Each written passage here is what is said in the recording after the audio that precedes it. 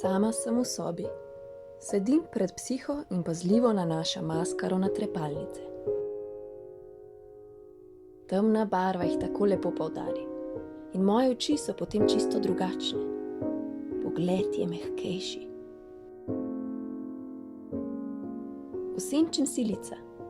Počutim se kot slikarka, ki riše avtoportret. Ko končam, se nekaj časa pazljivo ogledujem.